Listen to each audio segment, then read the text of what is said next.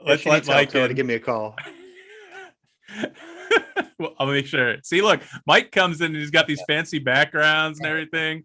I talked to him about this the other day. I got this. Hey man, anything that would distract from your face would help though. So maybe we can get some tips from him. Just the tips, though. Just the tips. That was easy. It was low hanging fruit. I'm sorry. It's all right. We're all about the low hanging fruit. Hey-o! Oh yeah, see, look, he's got sound effects. I love this guy. That was really loud. That's all right. Hey, Mike. So I'm Mike. We talked before, and that's Jeremy, even though it says head. He forgets to change his name all the time. Change that every time. I don't know what the hell's wrong. I'm 41. I don't know how this technology shit works. I know, man. I'm almost there too. I'm 30. I'm about to be 38. It's crazy. All right. Crazy. But all right. Crazy to think So, about.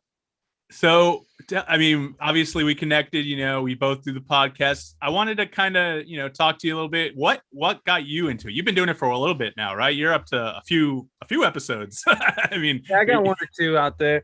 Oh geez, Louise. Okay. Now I can hear myself now. All right. Well, hi everybody. I'm Mike.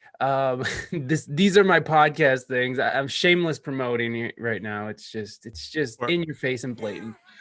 I've been doing the show for about 7 years. I got about 300. Let's see, we released 308th episode on Friday. And what got me into podcasting was,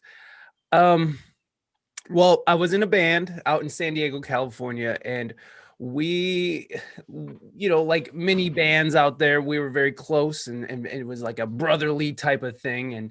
And we mostly hung out. We didn't do a lot of banding. We didn't do a lot of practice. We didn't do a lot of writing. We mostly just hung out and shit talked, which, dudes will be dudes. That's how it goes sometimes.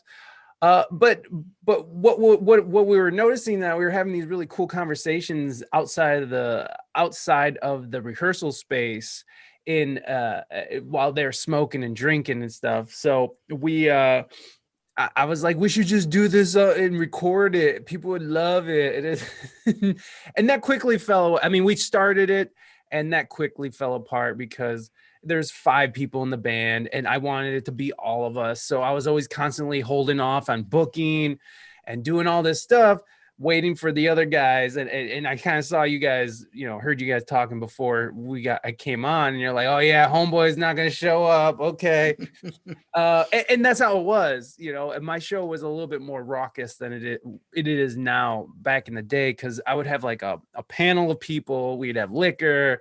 Is California, so I was just growing all the weed in my backyard and just supplying the party, so it was a little bit more a little crazier, and I didn't know how to speak very well, and I am aware that we speak English good is improper English.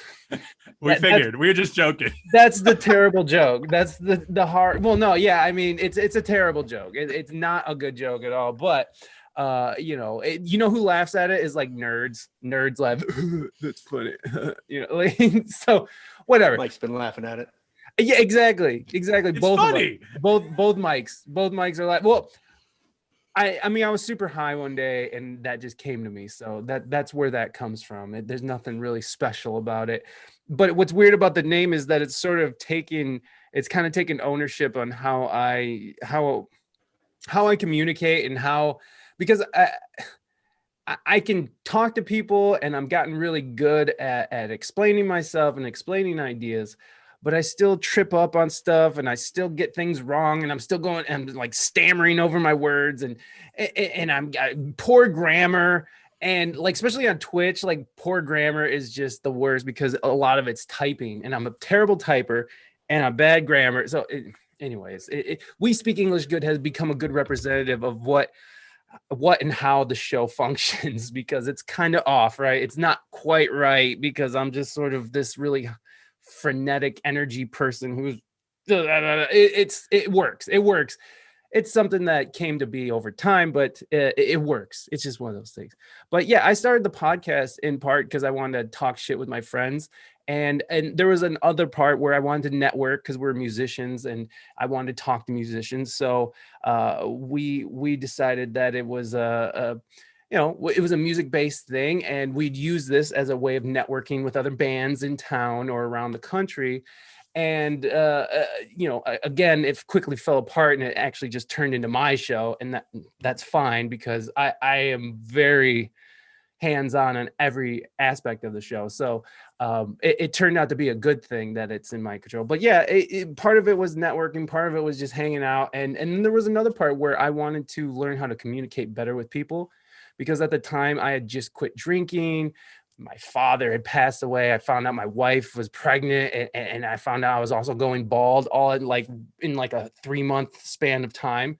So like it was a very good way for me to, with my newfound abstinence of alcohol and finding out that I was sort of this person who've been running away from being a human being for 15, 20 years, being on drugs and alcohol, and then being sober, you find out what you've been avoiding all those years with drugs and alcohol. And so I thought at the time it was a good way for me to sort of break past these weird anxiety barriers that I had. So there's a lot of different reasons for why, but those were the main ones. And that was a really long question. And I see some friends in the chat here. Your favorite today, what's up? Thank you for being here. Raina Mystique, thank you so much for showing up. Appreciate it so much. I love when people bring guests to the chat. We had a cosplayer on the other day, actress as well, and model. I don't want to downplay anything. She's a multi-hyphenate, Michaela Lee. And she brought, I mean, I don't know how many people were in there. It was like 50 people. She brought them, and we had 2 phone calls for the first time ever. So it was cool. I love that. I love that. Hey, yeah, you got to crew up. You go. You take them with you. Yeah. So what type of music were you playing? Good. I was playing hip hop with that particular band, but in San Diego, that band in particular was like my only creative band. Me and my wife work together, and we're creative and we do covers, but everything else I was doing out in San Diego was like all paid gig type stuff. So, hey, Charlie, thanks for being here. Good to see you. He's so much better at this than I am. I have the YouTube chat to my left, and like so I have to look when he says something. But he's so used to it because like you're a Twitcher. But I'm gonna cut you off, man. Go ahead. No. That's a good point because it's a skill. It's a skill set to be able to look at chat, read it, and be like, oh, hey, what's up? And then continue with what you're doing. It took me a really, really long time because the podcast itself started as audio. So talking face to face with people or Zoom to Zoom, just us, that was usually how I did it. And then last year when I decided to take it to Twitch, it's not just a conversation between me and you anymore. Now it's a conversation between you, me, and fucking 50 other people, so it's like, it gets weird and it gets distracting, but it's a skill set that I'm actually just now getting better at, where I can just sort of be like, hey, what's up, Charlie? Good. Thank you for being here. And then just kind of go right back to where I was. And it's just a skill set. You'll get it eventually. It's fine. Definitely. I feel like a big part of that is I need to move my monitors because right now I got one all the way to the left. So maybe I'll move them a little closer. I need a bigger desk. My space just isn't big enough. That's what my problem is right now. Really, I share a computer and a space with 2 other people who stream, and it's nuts. It's insanity. So I know what it means for space. I know what it means for people's.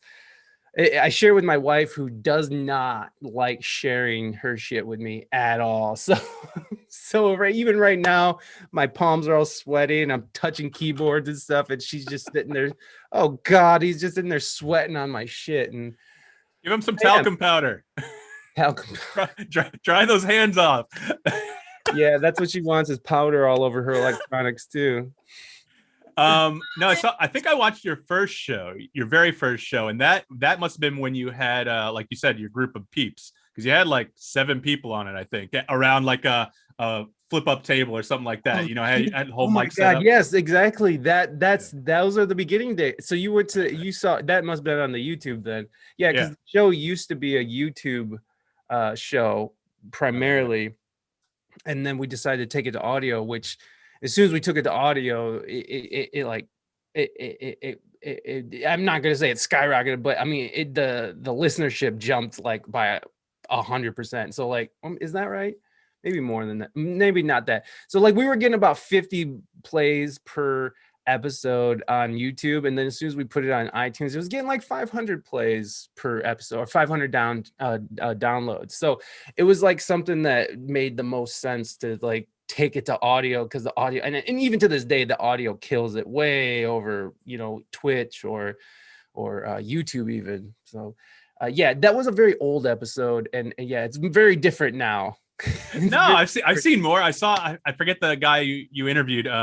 It was one of these. I think it was on Twitch. I saw it. He's a dude with glasses, white dude. I don't want to say bald, but kind of less hair than me. But I think he's a musician, or, you know, someone. You're chatting with him. I forget his name though. I wish I remembered his name. But it's cool. You know, the way you obviously like I talked to you offline. You're enabling yourself with the streaming software or whatever you're using, whatever Twitch or whatever you learn, and so that helps your show get it to the next level, like we talked about earlier, you know. And so that can only add to, you know, people who want to see it and are entertained by, you know, maybe new people who stumble upon you or get shared by someone else, you know. Yeah, for sure. Like it's definitely helps, but on Twitch it's weird because everybody's sort of fighting for like the best looking stream, you know. Well, the people who matter anyways. Talcum Talk, you slow down your favorite today. Mighty, what's up? Welcome. I gotta do this, guys. I'm sorry, I'm co-opting. Hold on. Martin.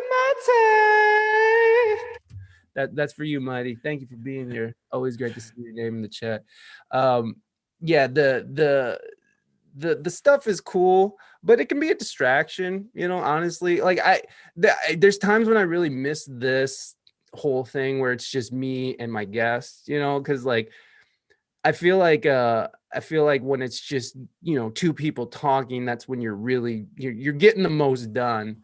And then but then when you invite like, you know, anywhere from like 15 to fucking however many other people from the chat in, then it's like, you know, it's a different ballgame. It's a different dynamic. So I really do miss that back and forth, the old school way of doing it. But I like that the show has sort of evolved into this weird thing where a community gets to be involved, and I get called on my bullshit, you know, like because you know when you're just talking to somebody and there's no audience or anything, there's no instantaneous feedback. It's like, you know, maybe in a couple of weeks you'll get that angry email from that one person that was offended about that thing you said, and you know, and then by then I just think it's funny and like whatever, I don't care.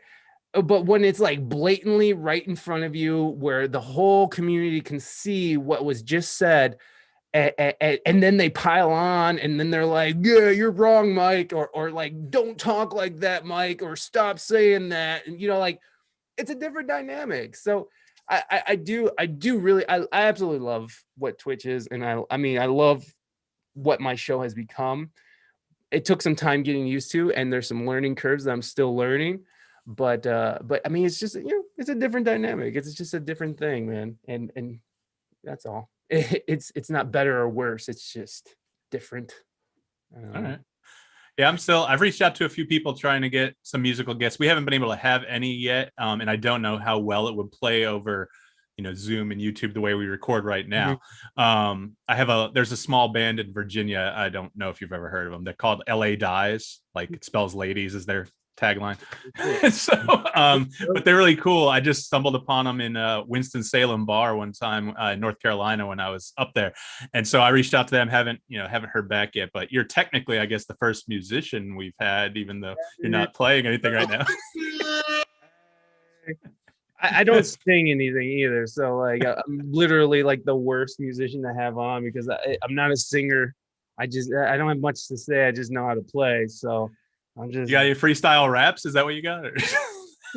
I try because we started something on the show called Cypher Deluxe, which is where we open up our Discord to the community, and they can come in and spit a hot 16, or they can like recite a poem, or they can you know, sing a song or show a song that they're producing or something. It's just a way, because there's a lot of talented artists and stuff and streamers who hang out in my channel anyway. So it's nice to sort of just give some back.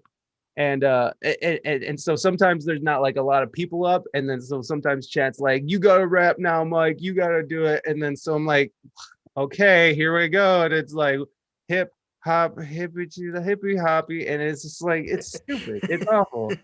It's exactly like when you look at me, you don't see hip hop, right? Like this is not hip hop face. It's not like any part of this is not hip hop. So it's I, yeah, mother. I could see you as a Beastie Boy, without offending the still living Beastie Boys, but No, that's offensive to the living Beastie Boys. Yeah, there's no beastie in here, son. R.I.P. MCA. Yeah, R.I.P. Yeah. I mean, so like I said, you've gone over 300 episodes. My thing is, me and the guys started technically. It wasn't a podcast, but 13, 14 years ago now. We three of us went to broadcasting school. Jeremy didn't, but he still joined the show and whatnot. And we did a little thing on Stickum back in the day. That kind of ages me. I don't know if you remember Stickum. It was that was before me. That was before me. In 2007, it was like, it actually got in trouble for some other things, but you could go in, you could all those websites did, right? All those websites did, man. I mean, even AOL had that shit. You can't give a webcam and a computer and a chat room to a 13-year-old person and not expect bad things to happen. So us and our radio show we recorded in like an actual studio. It was real nice. But due to various factors, back then we didn't have Zoom, we didn't have video conferencing, so we moved away. We couldn't do it remotely. As soon as the pandemic hit last year, I eventually reached out to the guys. They're like, let's do this, let's get it back up. But I mean, what advice would you have? You're over 300 episodes in. What advice would you have for podcasters out there? Because I see them talking in like podcast movement and some of the podcast groups on Facebook saying, guys, I'm feeling kind of uninspired. I don't feel the downloads. I don't feel the love. Like, I mean, do you have any advice or anything? Not to put you on the spot, but like to tell people. Honestly, it's just keep doing it and do it consistently. Like consistency and just consistency alone will get you a lot of places.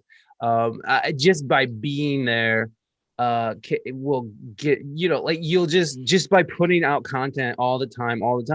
And if you really love what you do, you're gonna get better at it. So I would say to somebody, if they've been pumping 5 years into making their podcast and they haven't done anything like upgrade the sound quality, or they're releasing it whenever they feel like it, and they're just sort of and you've been doing it for 5 years, but you sometimes you miss a week or two or a month, sometimes the audio is not as great as it could be, and like. If you're looking at it like that and you're not feeling the love, well, it's because you fucking suck and you should probably stop. Because, well, no, and for real, because it's like, if you can't recognize that like if you can't recognize and see and mark your growth, if you're putting your time and effort and passion into something and you can't see the growth over a good amount of time, then maybe that's not for you. Now, for some people, they keep going for years and years and years and years, and like 20 years in, hey, they did it and they stumbled upon the thing that got them to the next level, But I don't have that kind of time. And again, like you heard from me, the way I started this fucking podcast was just me and my friends just talking about our genitals on mics. So it's like I didn't take it seriously. And then when I did finally really see it grow, and I was like, whoa, I'm getting good at this. Like I'm getting better at this. Like my communication skills, like outside of the podcast, my communication skills was insane, like getting much better. I wouldn't say insanely better because my communication skills still suck ass, but they're so much better than they were. And so my advice is be consistent and improve. And make sure that you're improving. And even if it's improving by 1% each episode, improve that shit. A lot of times people who are starting podcasts or starting Twitch streams, they get really overwhelmed by the amount of when they find out how much work goes into it. And then they have this vision in their head. It's like, I got this vision in my head. It has to be perfect and it has to do it like this. I can't start it. Or, they're disappointed because it's not what they thought it would be. It doesn't matter. You got to ignore that shit. You got to be like, because because you're gonna suck. When you first start anything, you suck, right? Like when I first started playing guitar, I was not good. I sucked. I was terrible. It's like my son. He's starting to play piano. He's terrible at it, but he's fucking learning. I fucking love him, and he's a good kid, and he's really smart, and he's good at it, but he's just starting something. So he sucks, and that's okay. It's okay to suck. But what's not okay is to continue to pour time and effort and money into something and not try to improve on it. And so you got to go slow. You can't overwhelm yourself with trying to like reach the top. And if things aren't going your way within 2 months, then you stop. And that's what you see at Twitch all the time. Podcasting, I've seen people just go for years and years, and it's just like, why are you still paying for hosting? Like I don't even understand why you're still. So it's yeah. I'm not trying to discourage anybody either, but No. If that sounds like you, if someone listening to this episode, if that sounds like you're the person who just sort of scatterbrained about shit and just puts it out whenever they feel like it, and it's, you've been dumping hours into this and years into this thing, and it's not showing you any return. It's like, it's time to rethink it. It's time to reassess. It's time to focus. It's like, what are you trying to do with this? Where are you trying to go with this? And really think about it. If you're really serious about this shit, you really sit down and you think about where it's going to go. And over these last 7 years, I've had a lot of time to think about it. And it's been really cool because it's something that's the direction of the show has always been something that's revealed itself as the show has progressed. There's eras of the show, which I'm so that is so cool to me to know that there's the San Diego years, and then there's the van lifing era, and then there's the Ohio era, and then there's like the fucking pandemic era, so like there's different eras of the show, which I absolutely just think is amazing because it's this living, running record of my life and where I was, because the show is I do make it personal, and I do treat it almost as like an audio diary, and not with my guests. I mean, sometimes with my guests, but most of the time, if I'm doing like a intro and outro, if I have something to say, I'll stick it in at the end where I know that most people don't even get to, because sometimes the shit I say at the end of shows is a little wild. So whatever. Sometimes I get done with it and I'm just like, why did you even say that? Fuck it. I'm too lazy to go back and fucking change it. I'm just going to send it up. And then you hear about it like, in a couple weeks and someone's mad, but whatever. It's just, it's okay. It's okay to make people mad because they're, it makes them think. But yeah, I mean, I know that's a long-winded ass thing, but it's what I've found that works is just be consistent and improve as you go. And don't think it has to be perfect when you first start. Just do it. Just fucking do it. Like when you listen to the beginning episodes of like JRE or WTF or even Adam Carolla, Adam Carolla was different. Adam Carolla went into it with fucking some flair. But like you listen to early JRE shows, Joe Rogan's podcast is inarguably like the biggest and most impactful podcast in the world right now. And he started recording audio and video on a shitty laptop with him and fucking his buddy just smoking weed and answering questions off of Ustream. So it was like you got to think about where these people came from and just know that it wasn't perfect. And even though it's Joe Rogan, Joe Rogan didn't know what the hell he was doing either at the beginning. And it's just something that sort of developed over time, and that's okay. It's just start. And if you really care about it and you really want to do it, just fucking start. And that's anything, right? That's anything. If you want to play guitar, just start. You're gonna suck. Yeah, so what? You're gonna suck so bad, and it's gonna be terrible to listen to. And your family's gonna hate you. And that's okay, because it's not for them. You're learning for yourself, and they can go fuck themselves, because you're sitting here and you're doing it and you're starting, and that's what matters. You start and you improve, and those incremental improvements that you can see and engage gives you the inspiration to keep moving forward. And anybody who's ever learned a hard skill like music or art or engineering or anything that's difficult, they know that you had to start somewhere and you weren't great, but you saw yourself get better, and those little markers just push you towards the next marker, and you're just like, wow, I can do that. What else can I do? And so it's just getting started and being consistent, and really that's about it. That's great to hear because we definitely suck. Speak for yourself. I was going to say thanks for letting Mike know that him sucking was okay, but you're both named Mike. I was trying to figure out how to make sure he knew I was talking to you. We But got different whatever. initials at the end of the names. Yeah, just. How much research do you do before you interview your guests? Is that I saw that. That's Mighty. Yeah. Is Mighty? Is that for me or for the gentleman here for the usual saints here? I would assume it's for both of us. I mean, on my end, we've had why don't you? I'd love to hear that from you. Yeah, I mean, we had like 5-6 guests so far, Jeremy, since we started back up. We had a state representative first, so I kind of knew her on a not a personal level. I met her a few times and I knew what she was about. So I went, basically did some background just to make sure, see what bills she was sponsoring, that kind of thing. And she's really cool and easy to talk to, so that was awesome. The next one was a cosplayer, Leaping Liz. And she was awesome. Like, I did background just looking at her costume, seeing what she was about, checking out her Twitch. And we talked for 2 hours. Like, that was great. The next one was George Hardy. That's probably the one I've done the most background on. He's an actor. He's been in like Troll 2, what else? Best Worst That's Movie. the one I listened to, you guys. Yeah. So I watched 5, 6, 7 of his movies, so that's an hour and a half, 2 hours each one sometimes. By the way, that dude, it sounded like he couldn't wait to be interviewed. Oh no, he's so great. Awesome. Like, yeah, no, I wasn't shit talking. He just no, I get I'm waiting for some people to call me. I'm ready to talk. I love it. I mean, it's because he's almost hitting like a renaissance in his career, because he didn't act for 17 years between when Troll 2 came out and his next film in 2007. So like, now he's 14 years later, now he's getting like 3 or 4 movies released in the past year. So people are seeing him again. Listen, I don't think even George would deny most of them are B movies maybe at best. But if you're I was gonna say that's giving him some credit.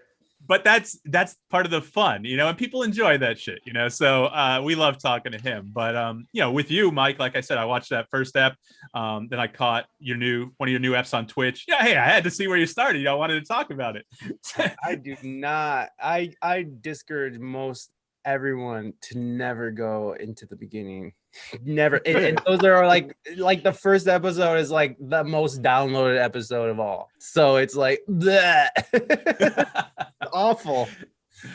What about you? What about you with the interview for the guests? I mean, obviously you're pretty into music, so especially if you have a music guest, I don't think I would want to guess that it's not much of a hindrance for you. It's almost something you look forward to, probably. I'm just speaking on what I think. Well, yeah. Well, and I would assume for you too. I mean, I assume that you enjoy, trying, researching and like, because that for me, research is so much fun. Like that's like what I've found, the thing that I despise the most about podcasting, and the thing that I just like, I can't even, like, it's okay once I'm into it, but once I get started, but the thing that I can't stand the most is writing proposals to companies, asking them for money. It's like the worst part of this job is trying to get paid for it.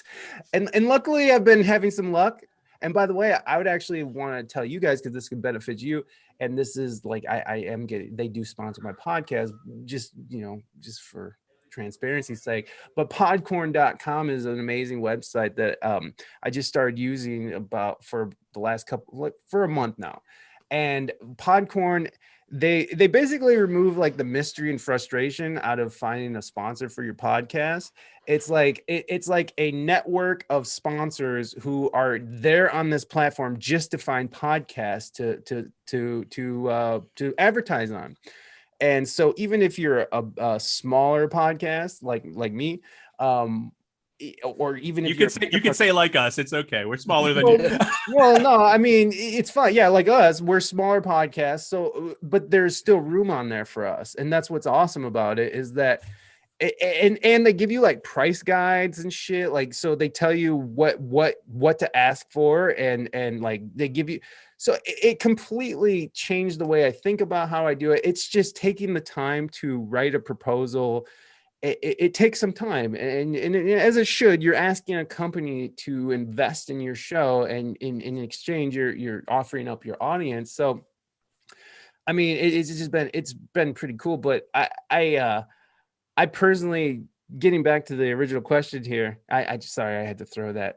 It's fine. Paid I spot. want to touch back on that afterwards, but go ahead and touch on Mighty's question. Go ahead. Sure. How much research do I do? Well, it depends. It depends on who it is, because sometimes musicians come on spectrums, and sometimes musicians are new to the game, so there's not a lot on them. So it's really, you're going off instinct.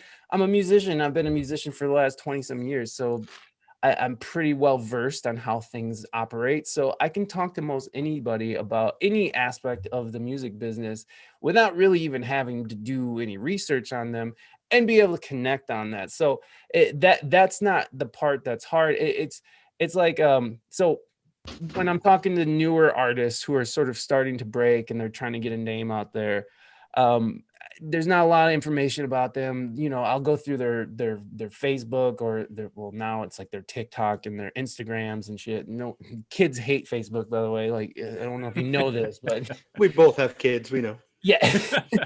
Yeah. I mean, they hate us. So I've seen it, you know, like, listen, I haven't made a TikTok yet. I probably should before someone, not that anyone wants our name, but I made a Snapchat. I just don't use it. You know what I mean? So right. Like, I almost want to, I just don't have any money. Like, I want to hire a social media manager just because I don't know, like, there's so much I want to post every day. Like you did so good just promoting our podcast that we were going to have you on as an interview. And I was like, this guy's great. I wish this is just something I have to learn and do. You have to be on top of it. Mm-hmm. So like even today, I was out shopping with the family, and I'm like, shit, I gotta be home in like 30 minutes. So same thing. I swear to God, we're at the Myers, and I was just like, all right, come on, step it up. Let's go. We have to buy a printer. Great. Let's get the fucking printer. Let's go. Oh, you want a charcuterie board? Perfect. Let's go get some nice cheeses. Let's do it. Let's out. We gotta go. You can tell this guy's making money. He's talking about charcuterie boards. No, that's no. Don't get me fucking twisted, man. We're shopping at the Myers with the part of the what do you call it? The thing that's helping people, the bailout. Part of the bailout is that the kids get a little EBT card. So my son's like, big dick on campus, like, dinner's on me tonight. Dinner's on me. So he's out there swiping up. So we indulged on the cheese board, which sounds so awful of me to even say. It's like, it was not Jonathan Winters, John Waters, his joke about being young in Baltimore and being on food stamps and then going through and buying lobsters and steaks. He's like, you want to piss off people? Go buy lobster and steak with food stamps. See the kind of look you get. No, and by the way, look, I have much respect to people who fucking, who need that stuff. We need that stuff. Me and my family need. Okay, we're moving the fuck on. I'm just, this is ridiculous. What were we talking about? Where were we? Oh, we were talking about the interviewing thing, but I think we both answered that pretty good. But unless you want to add anything else. Oh, well, I'm long-winded, so I can always add more. Gross. Well, I wanted to touch on the podcorn thing. Sure, I actually I did sign up for that recently. Oh, great. But as soon as I got on it, because I didn't do any I didn't go into the FAQs, or I didn't go into like the anything like the about us anything. So I'm signed up, but I have no fucking clue what I'm doing. And it's like, write a proposal. I'm like, that's pretty obvious, Mike. Yeah, thanks, Jeremy. No problem. Here to help. So that's what I mean. That, like you said, it's like it's another learning curve. It's something you have to put time into, and I agree. I totally agree. I don't expect anyone to just throw money at us. But at the same time, I would love to be able to put some ads in our podcast. That I don't have to rely on Anchor to try to somehow get for me. You know what I mean? So I mean, what's that like for you? I mean, without going too far into it, I guess, because we don't want to bore anyone. If it is boring, I don't know, but you're a pretty entertaining guy. Shut the fuck up, Jeremy. Jeremy's the one who comes in. I don't know if you've noticed. Yeah, he comes in with these little witty things, or he likes to drop insults on me. We've known each other a long time, so that's fine. The other guys are funnier. Oh, the other guys. I assume that Jeremy wasn't some like vagrant you just met outside the Home Depot, and you're like, "Hey, you want to be on a podcast and insult me?" And like, you guys had a history here. That's more Vinny. That's Vinny. That's Vinny. We met him 2 weeks ago. It's me and Saint. Saint's the guy who's in the Bering Sea right now. He's working on the fishing boat. Me and him's kind of started it. And he's the one who, circling back around just to say the consistency thing, he's the one who forces, basically puts that in my mind, and definitely the other guys, but I'm the one who kind of produces and puts it out. Like, you got to put it out at least once a week. If you do extra episodes, fine, whatever. But like Sunday at 10 p.m. for me is that time. I have the podcast release, the YouTube release, do one episode a week. We have a few extras, so we might do more than one a week at the moment, but we have a few interviews set up. But that's what it's about. Like you said, if you take time off, people will forget about you, and they might subscribe to you and see your podcast, or, even the YouTube pop off like a month down the line, 2 months down the line, but then maybe they don't want to put the time in to listen again.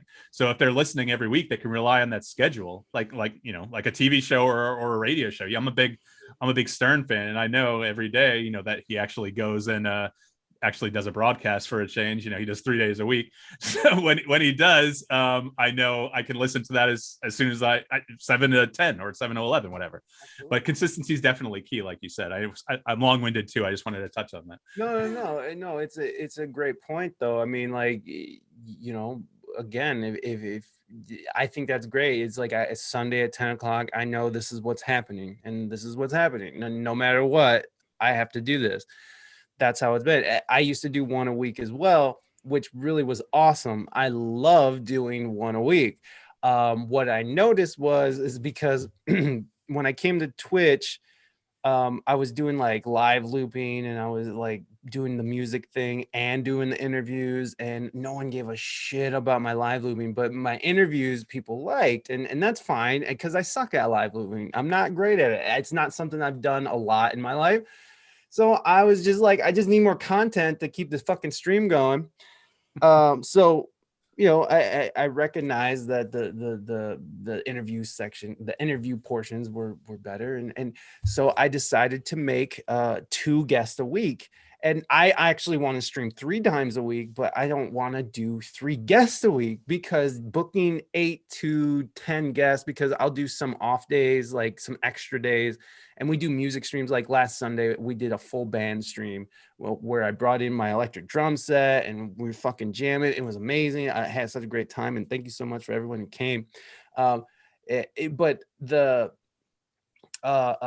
shit. Where were you, Mike? Come on, you long-winded bastard. What were you saying? We talking about consistency. You were talking about 2 or 3 shows a week. Yes. Oh yeah. I don't. So yeah, I used to do once a week.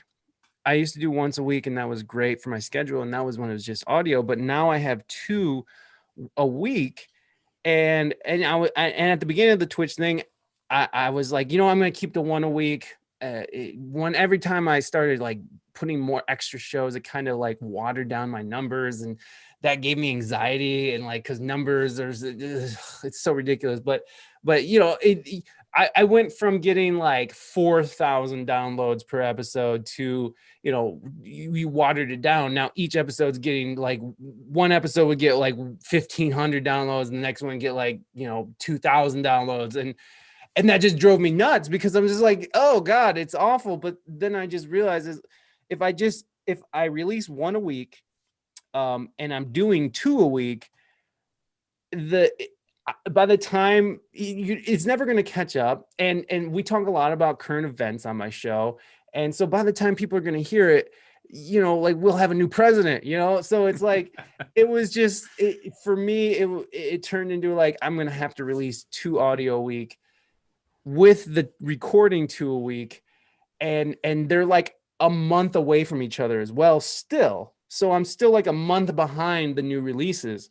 So I'm sort of running into this problem where it's like, how do I make all the content current so people can listen to it? And there's nothing. So I've just come to the conclusion that I'm just going to do the Twitch thing That's where, if you want a current conversation, come to fucking Twitch, come be a part of the conversation, come subscribe to my channel, come have fun with the guests. Because I get to talk to people like Beyonce's guitarist, or, you know, people who work directly with Michael Jackson, and like, you know, I've talked to amazing Grammy award-winning multi-platinum producers, you know, so like you get to be a part of that conversation. You get to ask questions directly to these industry professionals. I think that's amazing. And I encourage people to come to the live stream if you want that current conversation. So I'm just sort of like, well, this is how it is. All my conversations are like a month old when they come to audio. And the thing about the audio is it has the most pull on it. So like I get all the downloads on the audio. You know, I'll get like, you know, anywhere from 15 to 20 people in my stream at a time, which isn't huge numbers or anything compared to, you know, the huge streamers or even the e-girls. The e-girls are amazing because they can just have a phone and a pair of boobs and they're good to go. And they're making like $20,000 to $100,000 a month on subscriptions. So for a few $1,000s, Mike, you can go fix that problem and get yourself a pair of boobs. I mean, no, bro, I already got man boobs. Look at that. I can put them in a push-up bra. It's fucking gross. I'm a fat. It's funny. We were having that exact conversation before we went live of, hey, you know, we did 2 interviews this week and we're doing this one. And it's like, if we wait to put them out for a week, it's a month away before we're talking about anything current again. What the hell? And so we're debating throwing out an extra episode or what? Right. But then here's the other thing is that, you know, you guys are already having trouble with scheduling everybody to be there. And I guess you got to think about, for me, the way I thought about it was like, I don't mind if I recorded like 3 in a week, and, you know, that's 3 weeks of content in my head that I don't have to worry about fucking go out and finding guests and doing all that. And so when it was just audio, I was just like, I'll just, you know, book 3 in a week or 4 in a week, or, you know, 2 in 1 week and 2 the next week. And then basically I have the rest of the month off. All I'm doing is editing, and I only have 1 thing a week. So for me, it was great. But now that I'm constantly booking, I'm constantly have new content. I constantly have to make new flyers for new streams, for new podcast episodes. And I'm making thumbnails for my YouTubes, and it's completely turned into a pretty much full-time job. And I was going to ask, is no, I didn't mean to cut you off. Is this your full-time job? Or, I mean, I need to get in personal life or anything, but like, do you have, go ahead. Right now, yeah, this is what I do. Because before the pandemic, I was a full-time musician, and well, we all know what happened there. So I this is what I do. And nice. The month of March is the first month that I've like made money, like really made some, not great money. Okay. Right. Not even, you know, not even $1,000, but it's the first month that where we were able to, the show is like, you know, not losing money because this has just been a money pit. And it's not a horrible money pit. I mean, you know, hosting the podcast and then the website is really, before Twitch, was really the only cost I had. So that was like $40 or something a month, which is still a lot of money for a poor ass musician. And that's a monthly bill for something that's not making anything for years. And my wife has been telling me, is like, you need to find sponsors. She's super supportive, but it's like, bro, what are you doing? And so in this last year, since the beginning of the year, I mean, since the Twitch stream, the show has started to become profitable, but the actual audio side is now just now starting to make money. I got 2 new sponsors on the show, Podcorn being one of them. And then I'm still finalizing the other one, so I'm not going to give them any freebies. So Podcorn is legit. Podcorn is legit. I got to say, Podcorn is legit. But All right, that's enough, Mike. That's enough. Podcorn. We speak English good.com. Podcorn.com. That's funny. I wanted to touch on a little bit because you have a bit more experience. Do you find that a lot of your base is like local to where you are, like whether it was San Diego or you mentioned Ohio? I don't know where you're at right now, but do you find like a lot of your listenership is more localized, or do you find it spread out? It's everywhere. When I was in San Diego, like I do have some listeners in San Diego that are pretty consistent, and I have found that in Ohio, I'm finding, which is really surprising, that Ohio is a local following here as well.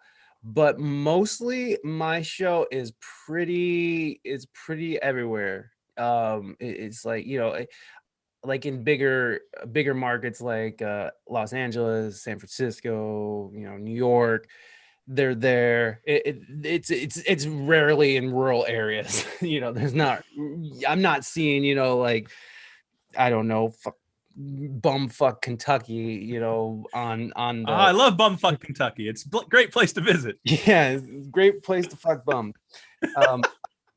But so I did, yeah, I do notice a localized thing here, and which did actually prompt me to think like, hey, well, maybe I can get some local sponsors here. But there's nothing worse than calling up a local sponsor, a local small business, like, hey, I got this podcast, you want to give me some money? And it's nothing worse than just asking for money. I hate it, but it's, if you want anything, you got to ask for it. Like, people aren't just going to be like, here you go, here's some money, like, it just doesn't work like that. Well, at least not for me. I don't know, for some people it works like that, but not for me. It's not how it works. Did that answer the question? I forgot what I think so. We were talking about locality and stuff like that. Oh, yeah, I'm not sure what the question was. No, it was if my audience was local or not, and no, not. I mean, they are, but not. What was interesting was when I was moving from Southern California. I lived in San Diego, 3 blocks from the beach in OB. I love California. I grew up in Toledo, Ohio. I'm currently in Toledo, Ohio, by the way. And I grew up here. And then, and if you know anything about the Midwest, it's just this monocloud of flat land and fat people. And no offense, Jeremy, I'm fat too. So that's the best thing I've heard today. And but it was this. It's just a meat and cheese and bread factory over here. So it's like going out to California, seeing all the new colors, mountains, oceans, and just living that life out there. I fucking loved it. It's just the exact opposite of what this place is. It's the exact opposite. People think outside of fucking, their meat and cheese and fucking bread. So it was just, for me, it was a really hard transition coming back. And I thought that I wasn't gonna be able to find work because San Diego is a destination. Nobody's coming to Toledo to hang out. No one fucking cares about Toledo. Like, if people know about Toledo, it's like, oh yeah, I drove through there once going to a real city. Like, it's not a port of call. No one's calling here. So it was funny because Trevor Noah made that one joke. It's like, if you're gonna bomb anywhere, bomb Toledo, Ohio. He's talking to terrorists about bombing the city. And I'm just like, I live here now, but our name. woo, yeah, Toledo, woo. So I thought when I came from San Diego, because I'm talking to fucking musicians over there. San Diego has houses so many amazing, incredible musicians. I can't talk good enough about the music scene out there. I love it. I had so much fun, and it really turned into something beautiful before the pandemic struck and before I left. It was really cool. So coming back here, I thought I was gonna like just wither and dry up on the vine and be like, not find work, and I'll have to work at a factory because that's all that's around here is factory work and fucking, service industry. And I just thought I was gonna, and I thought my podcast was gonna suffer. Not only did I find work here, but like my podcast has tripled in size by in the works of coming here. I don't know why. I don't know how. You're such a liability, Mike. I am a liability. I can't figure out which one she was talking to. Yeah. Which Mike? Which Mike, Rita? I could be considered one for the podcast. I don't know. I'm a liability too. Come on. But yeah, coming here did nothing but like create just the thing about coming back here to Toledo. It grew my podcast. I was able to work. My wife was able to work at this amazing theater up in Michigan, working under Jeff Daniels. And I don't know if you guys know who Jeff Daniels is, but he's the not Jim Carrey in Dumb and Dumber. So he's the other guy. I was gonna say the actor. Like I didn't know if you were talking about someone else. Okay. No. Jeff Daniels, the actor, the award-winning actor, and man, Newsroom. Yes, exactly. So he owns a theater up in Chelsea, Michigan called the Purple Rose Theater. And my wife was working as an understudy there, and she was getting real close, and she became family over there. And so like all these really beautiful things happened when I came back here. And that was just, it was just one of those things where I expected the worst, but really cool things happened. And we came at a time when my family needed us, and it was great to be able to help them with all the stuff that was happening at the time. So yeah, I'm running my mouth. Yes. Like, I know you're talking about you. Yeah. Well, that's my wife, by the way. Raina is my wife. Oh, hey, Raina. She's also my mod on my show, or my moderator. And so so now my wife is a part of these conversations now too. So it's not just random strangers. It's like my wife has a say in my podcast as well now. So that's fine. I mean, I think, that's probably a good thing. Sometimes it needs to be able to rein you in, maybe. I mean, I know I have a lot of grandiose ideas for what I want to do. I'm here spending money I don't have. I bought a Mac. I got a ring light. I'm trying to get Jeremy to get a ring light. Look at his fucking picture. But nobody wants to see me. Nobody wants to see me. Nobody wants to see you either. We've tried to get you to turn it off, but whatever. They're pretty affordable now, Jeremy. I think it would shine a new light on you. Dad joke. He is a dad. I'm a 7-year-old. Mike, what about merch? Obviously, you're wearing your hat. Bro, I've been today. Me and my wife were talking about this because one of my sponsors is motorstudios.com, who is this. They make patches and apparel, and they have like a Wu-Tang patch and all kinds of funny. It's a funny patches. It like you can get Biggie and they'll make memes, like meme patches and stuff. So they're awesome. I love it, and it's ran by one of my very dear close. Actually, the co-host, the old co-host of the show, the person I started this show with, he owns the company and he also sponsors the show. It provides patches and stuff. So I have somebody who makes custom patches. Like I could show you something. Actually, this will be a good time to just whip it out. Actually. So, oh, hey, we're not that kind of podcast. Hey, that's what happened to Stickum. Stop that shit. So this is it's weird because of the light and stuff, but you can kind of see. Yes. So this is my We Speak English Good patch. This is like a 2x2 like patch. It's nice, good quality. So he sends me the patches and we play games and I give this shit away. But my wife also bought a Cricut machine. Have you ever heard of a Cricut machine? It's like it's basically a glorified printer for like iron-on stuff. It's totally cool. Like if your wife or you or anybody you know is crafty, they're gonna definitely know what a Cricut is.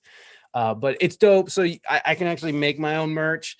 And then this was made because he's an embroiderer. So this was made by Moded. And then I just got these in today, which this is an emote of mine, which is Ric Flair. You can't really see him. That's the name by himself right there. Right. Now, and then this thing right here, which is going to be impossible to see as well. I see it a little bit. Yeah, it's cool. Fucked up, but anyways, so I'm sorry. I'm so excited about these stickers because they were super That's cool, man. And they came on time. That's the other thing. So my sponsor likes to just send me shit whenever he feels like. So that nothing against him. That's just the way he works. He doesn't do it with his customers, by the way. Just people he sponsors. Go check out my sponsor and former co-host. If you order something, you probably get it next year. Maybe we'll see when he feels like making it. You're exactly right, because I ordered some shit last year in November. So yeah, it definitely was last year. San Diego live music scene versus Ohio live music scene observations. Let me finish this and we'll get to you, Mr. Coolio. Thank you so much, Mr. Coolio, for being here. It's good to see you. That's totally a you question, because I've been to San Diego once and wasn't really involved in the music scene. So that's definitely for you. Never been to Ohio. I'm a Steelers fan behind me. See, there I am. Hey, watch out, Jason Dusty.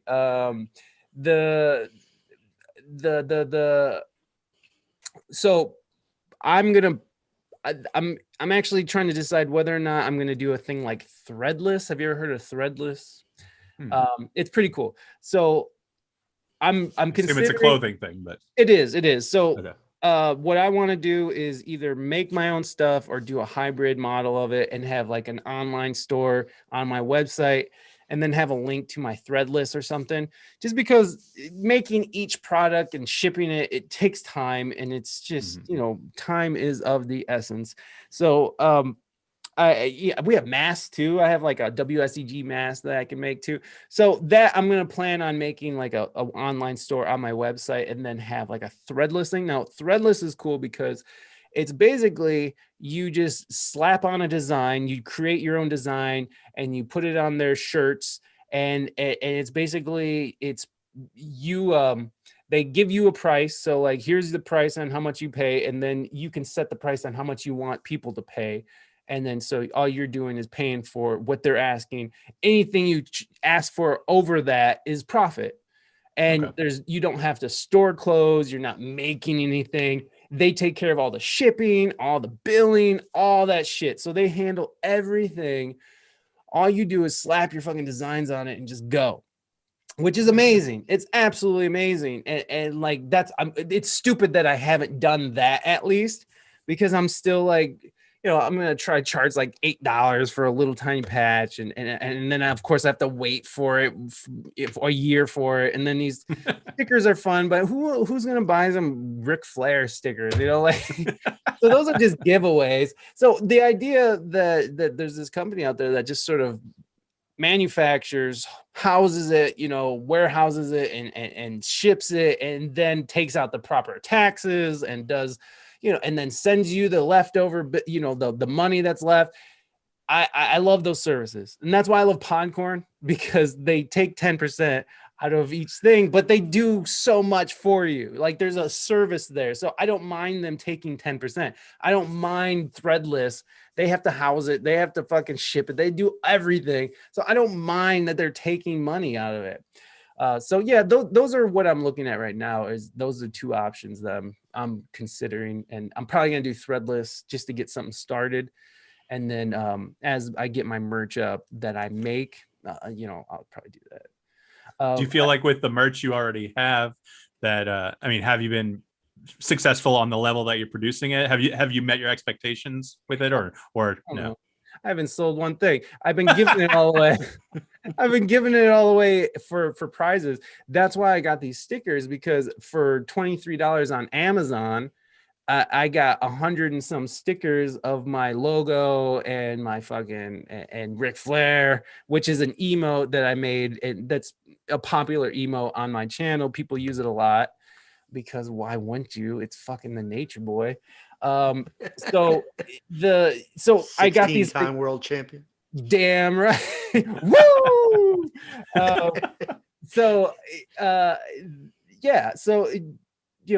These stickers are my giveaways, and then for my patches, I'm gonna probably start having to charge and not give them away, and then God damn it, I keep on forgetting the questions. We were just talking about merch. I was just seeing if it had, but you already said you haven't really sold any. But I mean, I haven't sold any. Do you have like your fans or your listeners sending in like pictures of them wearing your shit, or are you being represented? Yeah, absolutely. So most of that happens on the Discord. So here's a fun little thing. I don't know if you guys have heard of Discord. I'm sure I have a Discord. Again, haven't used it, but I have it. Discord is a pretty cool. It's pretty overwhelming at first, especially coming in as an elder millennial. But it's just a cool way to share and create communities and sort of give your community a place to go and hang out and post cool things. And so yeah, I'll get people who get the patches in the mail and they'll send me cool little pictures and stuff. And most of the time, people who are on my Discord are pretty. They don't want their identity talked about. And I also have a PO box and stuff, so I've gotten mail, like real mail, which is amazing. Actually, right here, I got a piece of mail in. Like I thought that was just beautiful, and I was able to read that. And so, yeah, I'll yeah, people definitely are representing. Sometimes they put it on social media, and so yeah, it's fun. It's fun to see people doing all that shit. But you know, I don't care if they do or not. It's not like it's not like in the note, because I write like a handwritten letter in it too, and it's not like in the letter. I'm just like, now fucking you better share this on Facebook, motherfucker. Tag me. Remember who gave you that patch. Don't you forget. Yeah, speaking of forgetting, did we cover Mr. Coolio's question? Yeah, I'm totally No, we did not. And that's where I was going. I got you. Mr. Coolio, so the San Diego live music scene versus Ohio live music scene. So what I can tell you is that San Diego is a considerably bigger city. And again, there are a port of call. People vacation in San Diego. People go to spring break in San Diego, which I don't know why. It's awful. Spring break is terrible in San Diego. It's like when spring break is happening, the water's still freezing cold, and there's usually like the cloud covering is still, like the marine layer is still ridiculous in the beach areas in San Diego. So people are always disappointed in coming to spring break in San Diego because it's cold and fucking they're like, where's the sun? And it's like, well, you got a couple months until it comes back. So you go inland where you can go sweat your balls off, and where there's no ocean and it's sunny as shit, you know, like you go 10 minutes inland and it's like the sun breaks and you are in Southern California, but not at the beach. So San Diego is a much bigger market, and Ohio, at least now, Ohio music scene, the state itself has a really healthy music scene.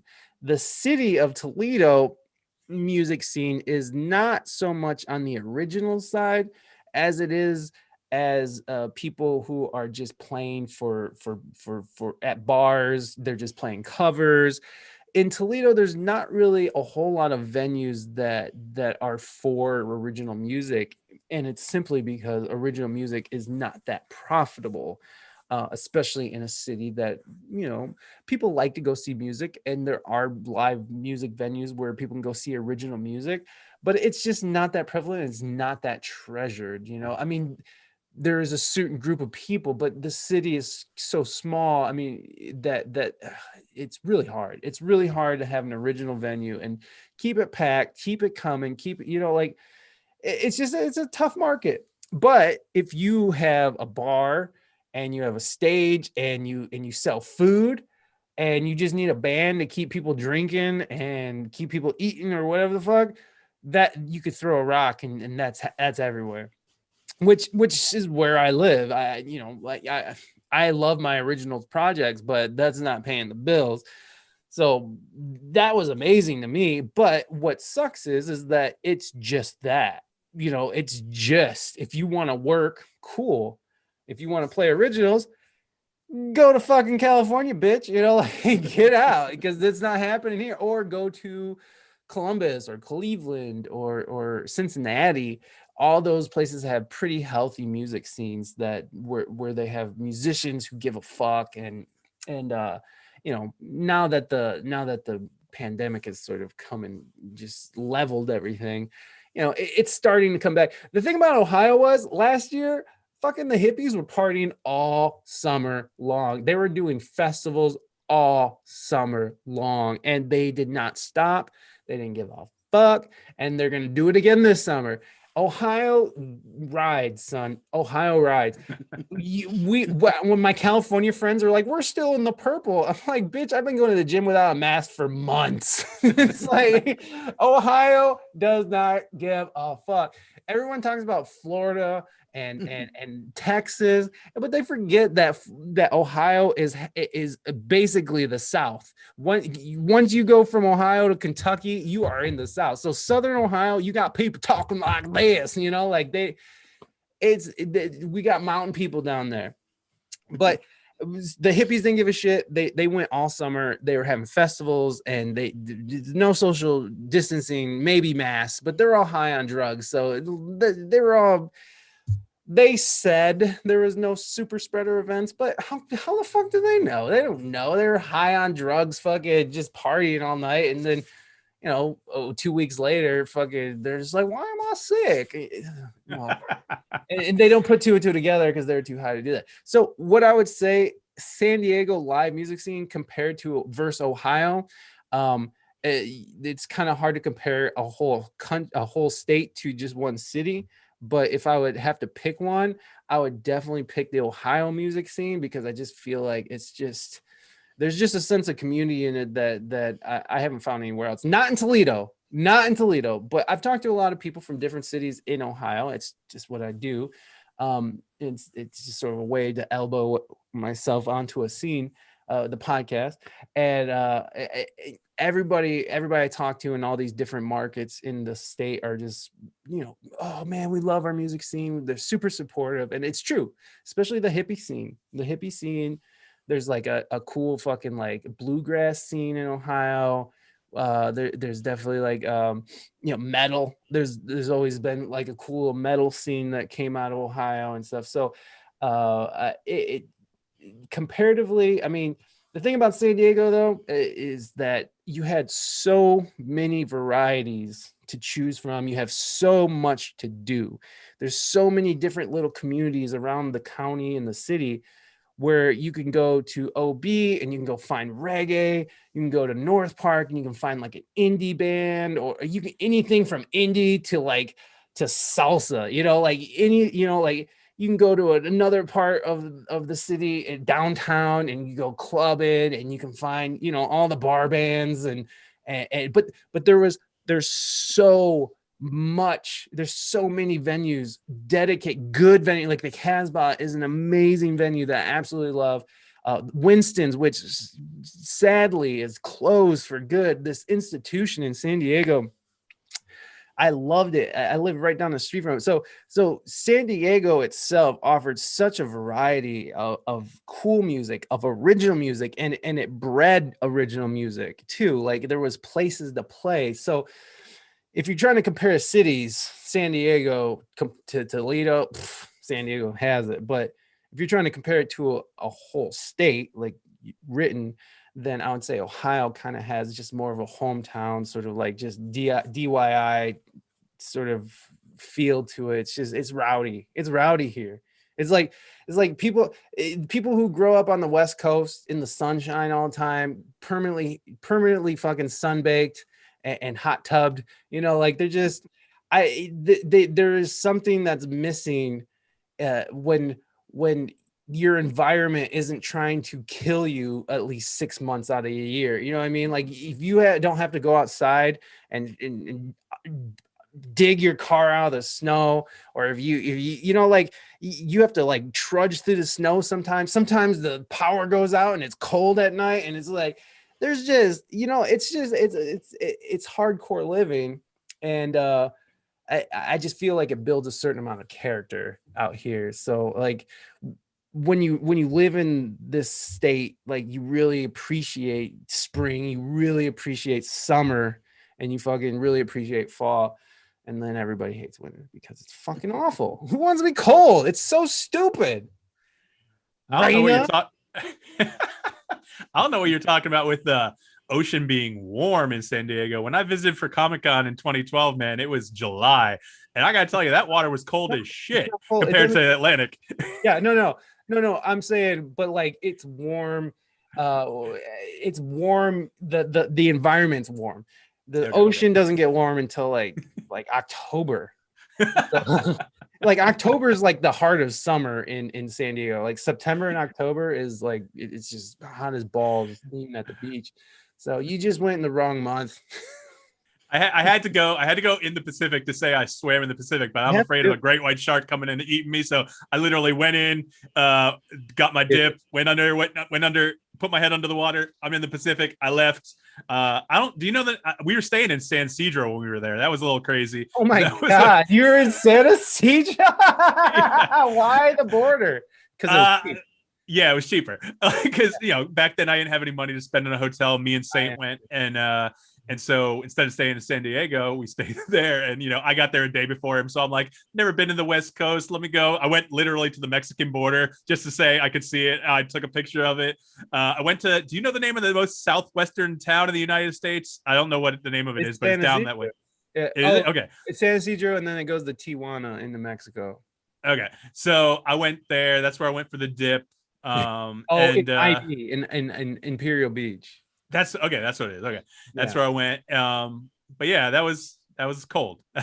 No, it's cold. It's not warm at all until and then the further up the coast you go, it's the colder it gets. Like I don't know how those fools up in the bay are like trying to surf with their fucking like 3-inch wetsuit. It's like, what are you even trying to do, bro? Like it's not working for you.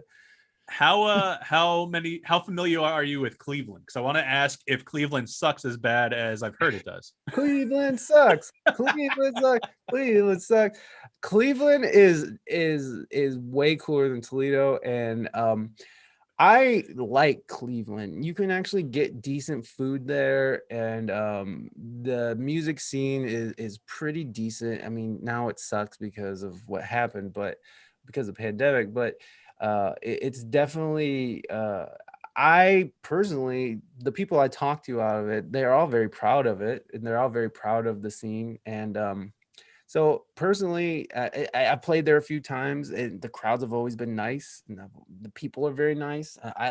I like Cleveland as a city. Like I've gone there I've gone to Cleveland specifically just to like hang out, and party several times, and I've seen so many cool shows there, and so personally, I love Cleveland as a music city, and they're not. It does have the Rock and Roll Hall of Fame, right? Right, yeah. Okay. They're not particularly known as like a big rock city or anything, but they have the Rock and Roll Hall of Fame.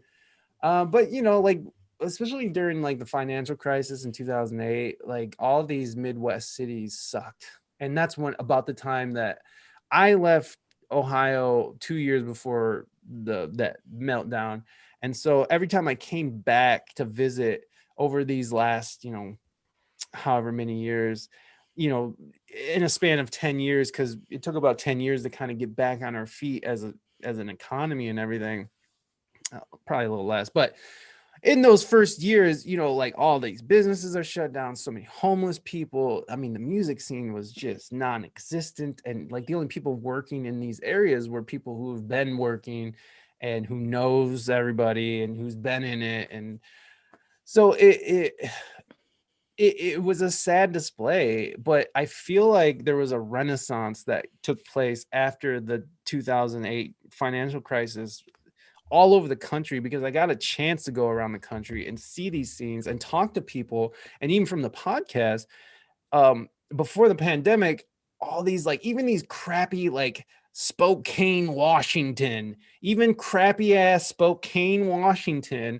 had a fucking a scene that people were excited about. Salt Lake City has a scene that people were excited to talk about. And they all have this sort of same story, is like, this is something that built in the last 10 years. So I kind of attributed it to that financial crisis, because out of the ashes rises the phoenix, and that whole mentality is that, when people face hard times, some of the best art in music and like when I think about the cool art and music that's come out of this pandemic and what's going to come out of it in the future, and because we're still not done with this thing, and we're still going to be facing like economic fallout, probably, like that's not even occurring to people right now, and we're talking about stimulus checks and shit like that. So there's all this money that's being printed, all that shit. I mean, the roosters are gonna come home, right? Is that how you say it? Roosters coming home? Roost? Yeah, that's right. Yeah. Like Sure. we're probably gonna have to pay for it in some way, somehow. So, out of all these hard times, I mean, when you look at like the Jews, and in a good way, I'm not trying to say the Jews, but like when you look at Myers Leonard, slow down there. Look, I'm saying in a good thing when you look at like how the Jews have been shit on all their for their entire existence. Out of each of these horrible events comes like just brilliant minds, insane talent, just unfounded, just incredible, just amazing things that sort of come out of these downtrodden people. And same with like African Americans, becoming these juggernauts in the sports industry and always in the academics, but never given the proper due. But it's just, I just feel like when a certain sect of people go through a hard time, and as a world we've gone through this horrible and traumatic situation, things come out of it. People are inspired, because when you're in these moments of darkness, sometimes the only solace you can find is just plucking around on a guitar or writing it down on a piece of paper. It's just you can. Art and creativity is not only something that you give and you perform for people, but it's something that we get out of it ourselves, and it becomes this way of expression and therapy that we can't do with words. Like it's just, there's not enough words to in the English language to sort of explain the things, so people have to paint weird pictures or make crazy music, but it's just another way of expressing how you're feeling without being like, I'm sad today. So it's just when you got a whole bunch of people who are experiencing that together, we're collectively going to create something beautiful, or we're just going to burn in the ashes. Well, I think that's a good point. We kind of talked a little bit about that the other day when we talked to Michaela Lee about inclusivity and everything with Twitch, and maybe you've experienced it with your Twitch followers.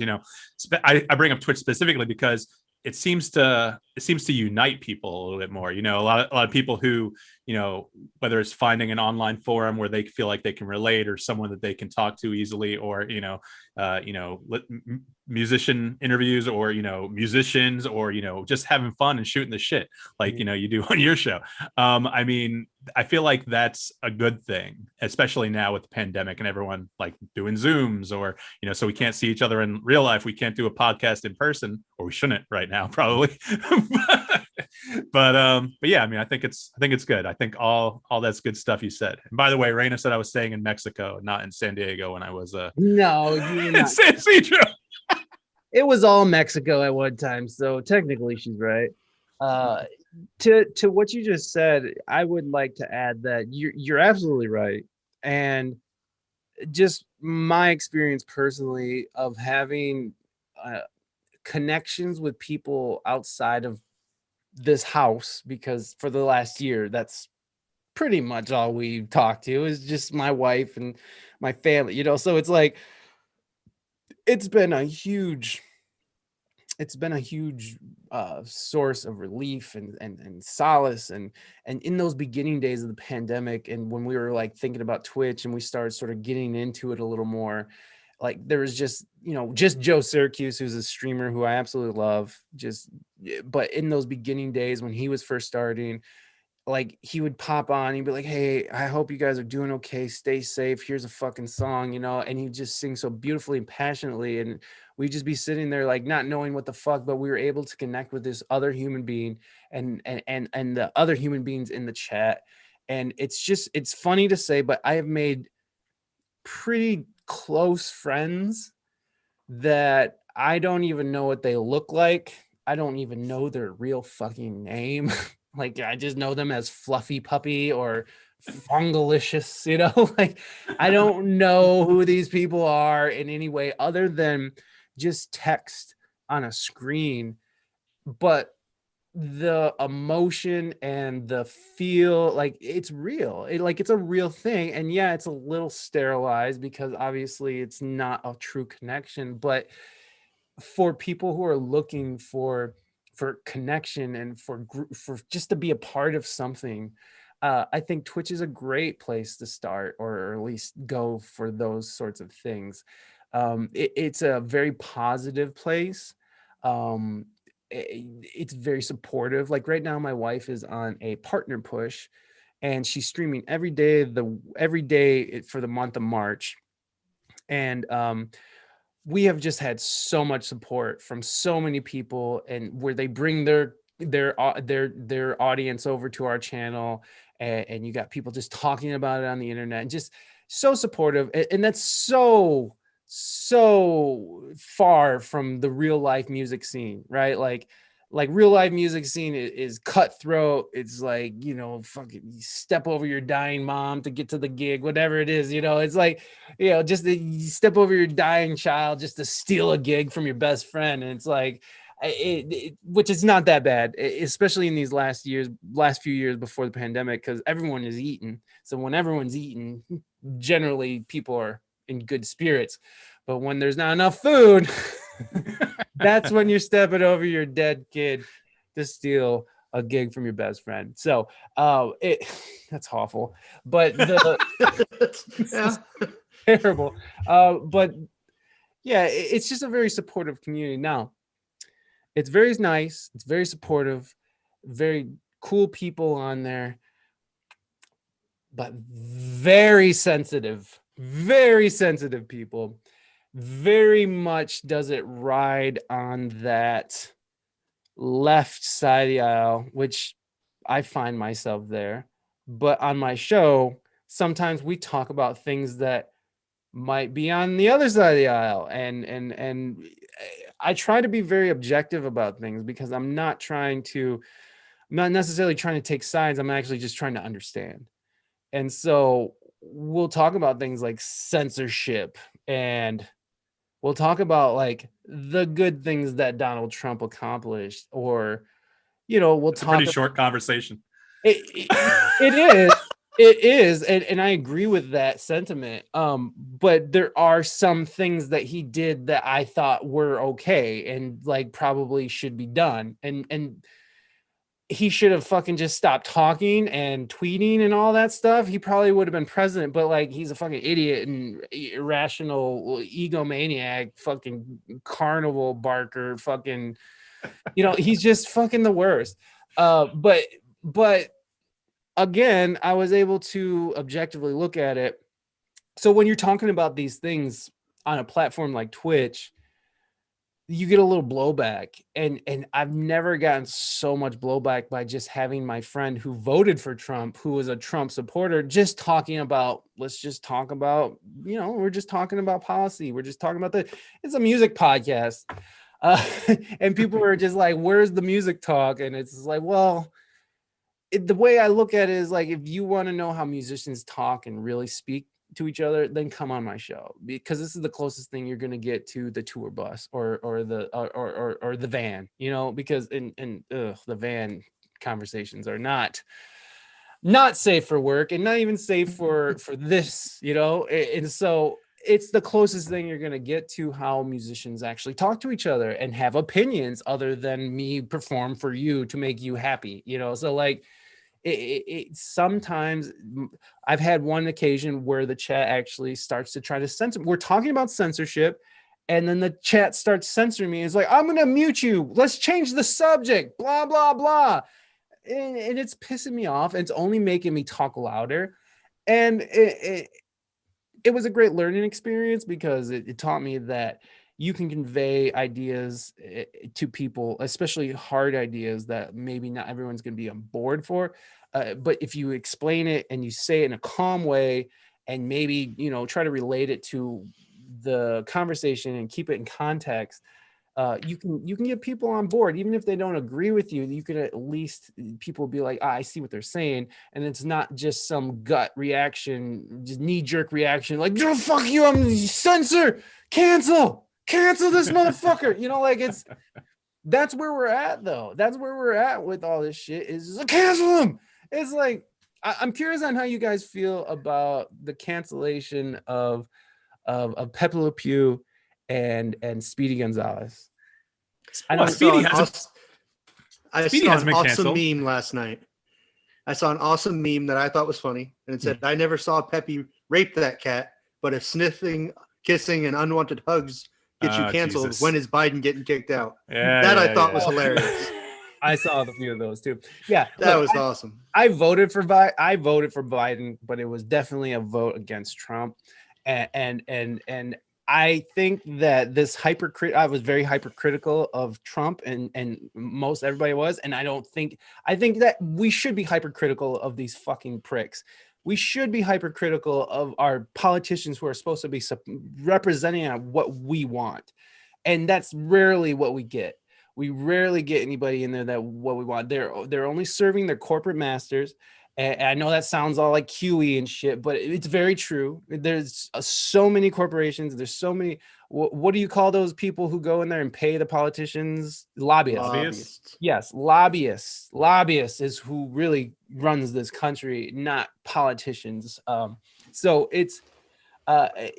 I think that we should take that idea of being hypercritical of Trump and because he was a loudmouth blowhard asshole, but being hypercritical of him also, I think it was important for us to. I mean, the amount of criticism that he took was largely a part of a manipulation that the media was putting on. But I wish that they would be that hypercritical with Joe Biden. And I think that we need to take that idea of being hypercritical and apply it to the president we got now, because the president we got now, they're like, he's fucking, I mean, he might as well be a fucking potato. Like he's not answering questions. He's allowing the Chinese to access our fucking power grid, and he won't even tell us why he did that in an executive order. Like there's so many things that are happening that he has no answers for. He's barely conscious. And look, I voted for him. Okay. So it's like, I'm talking shit about my president who I voted for. And I think everybody else should be too. But what's happening now is that we have this crazy consolidation of like Facebook and social media and the media itself, who are finding lots of money off of clicks and clickbait and rage bait and all this shit. They're finding lots of money, and that's given lots of power to a certain sect of politicians, and money and power. They just want more of it. So I know I'm sounding QE, right? And remember, I voted for fucking Biden. And This is where most of our conversations end up, is on the media bias and how if you only listen to MSNBC and CNN, you don't get the whole story. They're not interested in that. They're interested in you continue to watch. Right. They just want they're not going to tell you something you don't want to hear. Yeah. If it goes Jeremy, I got Fox News on my phone. Okay. But because proud of you. I actually gave Mike homework one week. Tell me one thing you like about Trump and what he did, and one thing you don't like about Biden. Just prove to me you're actually paying attention enough to tell me one thing either way. Yeah, but I don't think most people could. What was the one thing you didn't like about Biden, Mike? I don't remember. What did I say, Jeremy? Do you remember? It was a while ago. I don't remember. We started this. We did this in January. Yeah, it was pretty bad. I mean, smelling little girls' hair is one of them. I mean, that's accusations, and then his vice president saying, "Yeah, he probably did it," and then not talking about that ever again. That's one place we could start. How about NAFTA or the '93 crime bill? Was that the thing? Yeah, that's. I think that might have been what I brought up back. I mean, him. The thing about those two things in particular are those decimated this area, the Midwest, more than any part of the country, I think, because of the huge automotive industry that was just torn apart.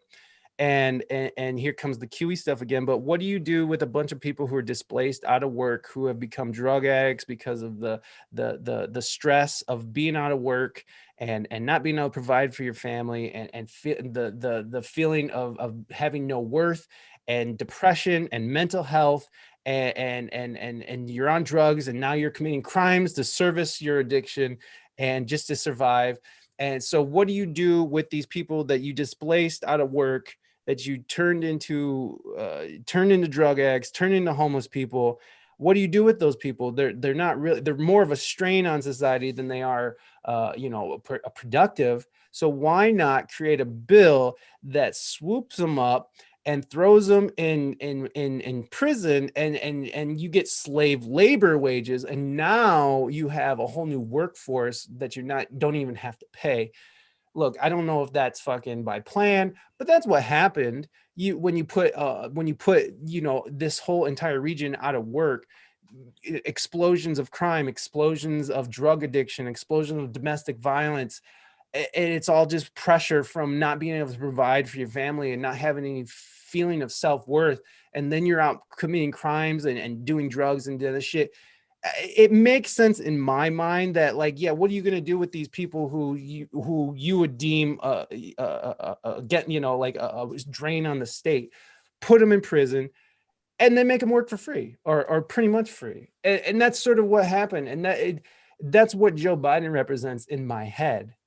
And then all I see is him sort of perpetuating these bad decisions. And I voted for him. Again, I voted for him. But hey, he's not on Twitter. Makes sense. He's not on Twitter. And that's the other thing. I fucking thought Trump did so much harm to this country as the mental health. And like, I hated this. Like, did he say something racist? Didn't he say, didn't he, that whole thing? We shouldn't have to be fucking questioning what the intentions of our president is. We shouldn't have to be questioning and defending somebody by saying rapists, calling people rapists and murderers and thugs. And I know that was taken out of context. Okay. I know, but he is a master of the media. He knows what he's doing. He knows what he's doing is baiting the people, his supporters, into fucking getting all riled up and shit. And that's how he won. He appealed to these people who felt like the rest of the country ignored them and that what they had to say. They're Neanderthals or the deplorables, That's like the word, yeah. And that's what happens when you try to silence a sect of people, is that extremism comes barreling out. And I think that Trump is a great example of like an extreme reaction.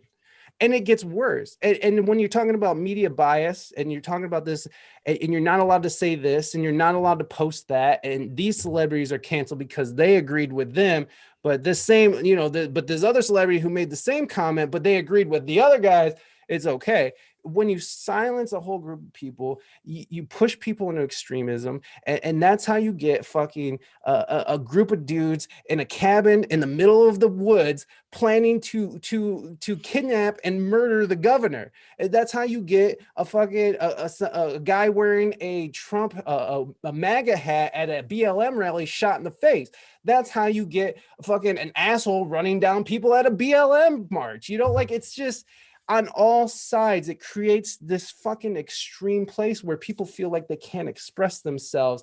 And that's what happens when people can't express and exercise their freedom of speech, is that they go and they exercise it somewhere else. And then they create their little echo chambers. And then we have fucking craziness. And add in that the Russians and the Chinese are playing us on social media with their little campaigns that they do, where they pit us against each other. So we have so much dividing us right now, and so much that's making us want to go out into the streets and burn shit down. And meanwhile, they're creating all this crazy policy. They're making these crazy. What was the Earn It Act? And where they're trying to take away encryption and shit. Fuck VPNs. Like you can't be allowed to have privacy on the internet. That doesn't maintain the fucking narrative of control. So that's on its way out now. So they're making all these crazy policies while we're fucking out here burning our own fucking neighborhoods down. And it's all driven in the interest of making money. Now, we can go into China if you want to, because this shit sounds QE, but when you're looking at things and you're looking at the history of how this shit's been playing out, I mean, it really does look like some shit. It does look like something bigger is at play. When you look at like how Hollywood is bending to China on censorship of like the Marvel movie, where they changed it was supposed to be a Tibetan monk in the Avengers, but they changed it to some white lady monk. It was like Tilda Swilden or whatever that fuck is. Tilda Swinton in Doctor Strange. Yeah, she looks like a space alien. Whatever. She's a great actress. But but they changed that character out to appease the Chinese. You see how the Chinese they have been over the last since the collapse, the financial collapse in 2008. You see how much of land consolidation that the Chinese are buying up. Toledo, Ohio, a big part of the riverfront downtown is owned by the Chinese. That was sold off because they needed money to rebuild after fucking the 2008 collapse. So you have them buying up land. We're censoring our art for them. We're allowing them access into our power grids. We don't mind the same day that Donald Trump gets banned from Twitter, China releases a pro Uyghur women are into sterilization propaganda on Twitter. Nothing's said, nothing's done. When you look at how they handled fucking this virus and how they're trying to cover up the fact that it was probably a man-made virus, that it was, in the way that they were trying to cover up the shit at the beginning, when you put the pieces together, and if you're a kooky guy like me and you're seeing all this shit playing out, I can see how one could see some like weird Chinese takeover. And this is noted shit. Like they have a plan to become the next world power. And they don't give a fuck because all they're doing is stealing their technology. They're like, why innovate when you could just steal it? And so they just steal the technology, and it's fucking madness, guys. It's nuts. Okay. And am I saying Joe Biden is in the Chinese pocket? No, but I mean, it does seem weird. It does seem a little weird, just how people, and even how people are defending China and defending, their treatment of the Uyghur people and internment camps and sterilization and rapes and shit. They're defending it because, that's their culture. That's who they are. And so we're already sort of being programmed to accept that this is okay on some level, and that it's not worth talking about. It's not newsworthy. So it's just China, and they're just doing their best. And the orange man was saying China. So like, now we hate him because he was shitting on Chinese people. And it's like, Chinese people are awesome. I fucking love Chinese people. I love Chinese food. The Chinese government can go eat a dick. You know what I'm saying? Like, they can suck a fat one. Fuck them. Like, fuck them. They are murdering Muslims, like internment camps. Fuck China. Chinese people are great. I love Chinese people. But the government is fucked up, man. And I know this all sounds crazy.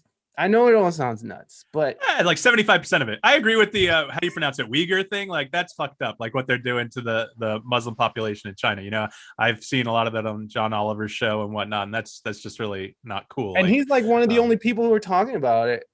Yeah. Besides like alt media shit. Yeah. Can you account for your actions on January 6th, or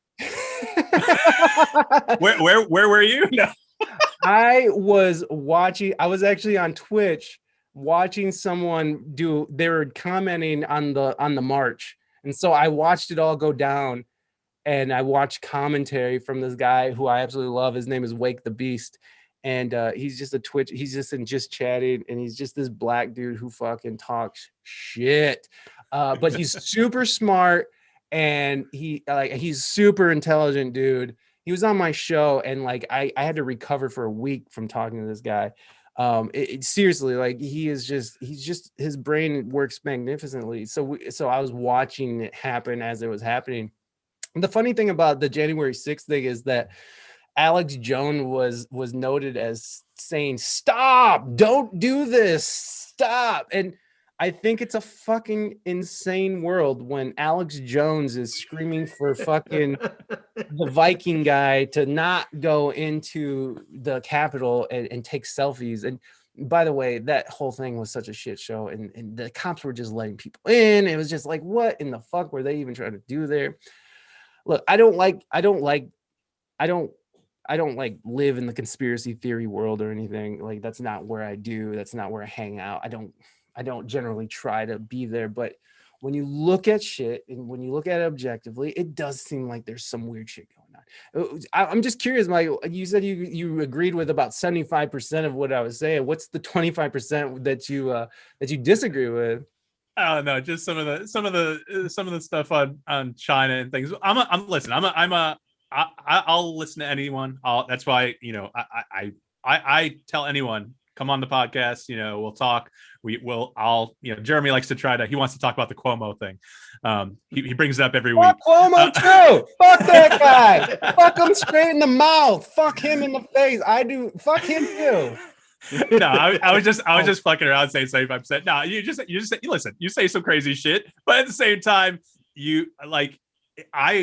I'm all about reading, doing the research. Like, send me a link, I'll read it. But if it seems like a sketch site, or I just want some more. And yeah, that goes into the whole thing where people are like, well, what's reputable? I mean, to me, even though a lot of people might not think so, I think like established newspapers, AP, Washington Post, those ones that people think are more liberal, but they're journalists. Like, because I was a journalist for a decade, like I didn't have any bias. Even if I did, I left it at the door, to cover a story. So I like to hope and put my faith in that. That's what a lot of the journalists now do it nowadays. But then you have, the stations that are either far left, like MSNBC, or far right, like OAN or Newsmax. And it's just, what can you trust nowadays? So that's why you have to balance it out. Like, my dad throws things at me every day. He'll look at his phone. He just starts laughing. And I know what he's doing, because he's looking at like Fox News or something. He's looking at a Joe Biden article that they posted. I'm like, Dad, that's fine, but just balance it out and like do some more research, like Google it a little bit and see what else is out there. So I don't think you're crazy enough. You've obviously, you're like me. I mean, I think you go down the rabbit holes. And yeah, please finish. No, that's okay. I mean, that's the healthy thing to do, I think. I mean, as long as it doesn't lead you somewhere dangerous. As I'm into the fucking Capitol with Viking hunting. Yeah, no, I get it. And you're right. And like, that's what I'm saying. I don't go too far down anything because I'm too fucking busy to do all that. But I like to speak on the fact, you said you were a journalist 10 years ago, and I'd like to posit this theory that journalism has changed dramatically in the last 10 years with the fall of newspapers. They're gone, they're on their way out. The way that Netflix and the social media and YouTube is sort of, cable news is sort of on its way out. What we're seeing now with journalism is death throes and survival. And what Trump provided for in these last 5 years was that ticket. Trump was and we can blame this all on Fox News, because Fox News sort of took politics and turned it into a sport, right? Like, they turned it into fucking Monday Night Football. And it's tonight we have Biden versus Trump. Who's gonna take the goal? Like, it's just fucking theater. And so they took this idea that should have been just this boring thing called politics, where it's just dry and it's factual and it's just the facts. Joe Friday, just the fucking facts. And they turned it into this sport. And with that, they've sort of created teams. They created these fucking Democrats and Republicans, and there's always been that team mentality between Democrats and Republicans, but it was sort of amped up. And then so when you have the internet come in and you start taking away those eyes from Fox News and MSNBC, and the newspapers aren't selling as many copies because all people do now is just go on their Twitter feed, and that's where they get the news. What's happened is that they have to fight to survive. And that means by any means necessary. Any entity wants to live. Life just wants to live, And so I understand, but with that is the compromise of integrity of the field itself. And so now, you mentioned the Washington Post and or whatever the fuck, the Bezos one. That's Washington. You have people, you have journalists like just making shit up, like New York Times, just making shit up. And they have this very clickable thing that says, guess what Trump's doing now? Or like, Trump fucking, blows up the moon or whatever it is, whatever crazy shit it is. And then once you click on it and you start reading it, which most people don't, once you click on it, you start getting words like, this is what it would be, or maybe it's this, and this is the possible outcome is that he might blow up the moon. And meanwhile, you have this fucking just danger. Trump is the worst piece of shit ever. And then you get in there and you're like, well, it just seems like he was doing his job, and he had to, sometimes being a president is hard, and you have to make hard decisions, and not everyone's going to agree with that. And so, and of course, I don't agree with a lot of what Trump was doing, but I also saw that the media was manipulating, and they've only kept those tactics. So I would say to you, as a former journalist, that when you were journalizing, or I was journalism all over the place, journalism all over everyone's faces, you were it was kind of a different time, and it was a different way of doing things. And I think that what we have now is just people. We have people who just have an agenda, and they just want to make it, and they just want to survive. They just want to make money, and they see that shitting on Trump, it gets them clicks, and that gets them paid, and of course they need to feed their family. And so we've built this sort of system where we turn it into this sport for attention. And it's just become, now it just might as well be fucking what's the shitty the Explorer, what's the newspaper that's at the checkout lines? It used to be the Weekly World News, but you're talking about National Enquirer. Thank you. Yeah, it might as well all just be the Enquirer now. It might as well all just be tabloid shit. Hey, the Enquirer broke the Linda Tripp, Monica Lewinsky thing. They broke that story. No, and the funny thing about the National Enquirer is that they actually break a lot of stories that we never hear. They actually bury a lot of stories. Actually, the National Enquirer is, some would say, has better journalists than the fucking New York Times. The only problem is that there is no integrity, because they just take this information and they fucking bribe people with it. So it's like with Trump, they were sitting on all kinds of information, but it happened to be that the Enquirer, the owner of the Enquirer, was buddy with Trump, and he supported Trump, and he wanted him to be president. So he buried all that, the porn star shit for him, and it came out anyways. But it's like NBC too. NBC buried the fucking the Weinstein case, like NBC blatantly, because of who Brett, or is it not Brett Weinstein? What was the guy's name? Harvey Weinstein. Because Harvey.